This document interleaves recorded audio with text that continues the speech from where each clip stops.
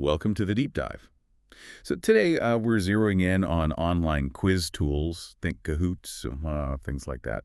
You've shown a lot of interest in how these can actually help with learning and assessment. So our mission is to really dig into the sources you sent and figure out what makes these platforms valuable. Exactly. It's more than just fun and games, right? We want to understand the real educational impact. So maybe starting with the obvious. Why do students seem to like them so much? What's the draw? Engagement. That seems to be the magic ingredient. There's that competitive side, leaderboards, points.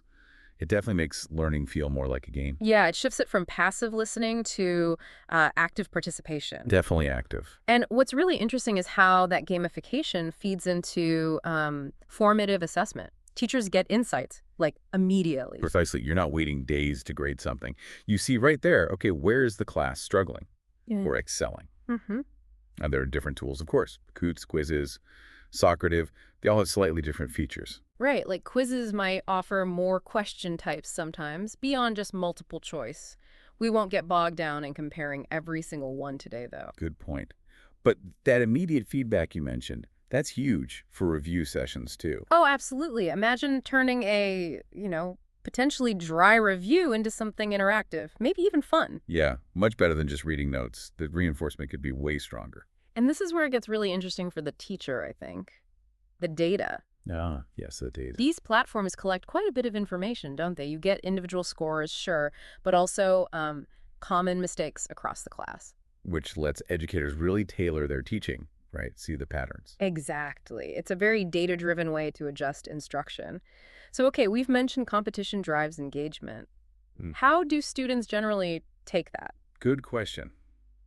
It seems to motivate a lot of them. But, we do need to think about potential downsides, like maybe too much pressure for some.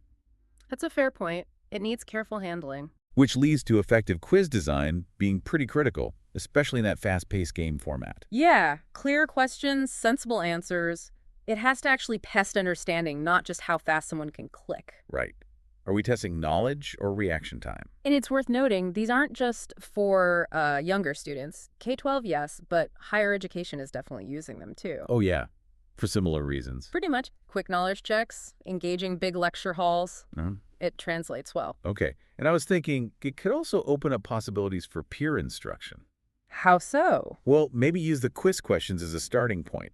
Get students discussing why they chose an answer, explaining their thinking to each other. Ah, I see.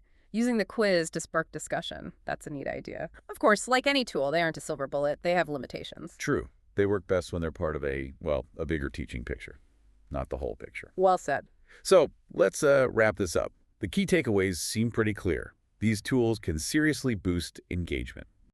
And provide that immediate formative assessment data. Give teachers valuable insights from that data. And create chances for more interactive learning, like that peer instruction idea. Okay, so for you, our listener, here's something to chew on. How could those core ideas, gamification, that instant feedback loop, how could they apply elsewhere? Maybe in other learning situations or even professional development in your own field. It really makes you think about how we make learning more active, more engaging, doesn't it?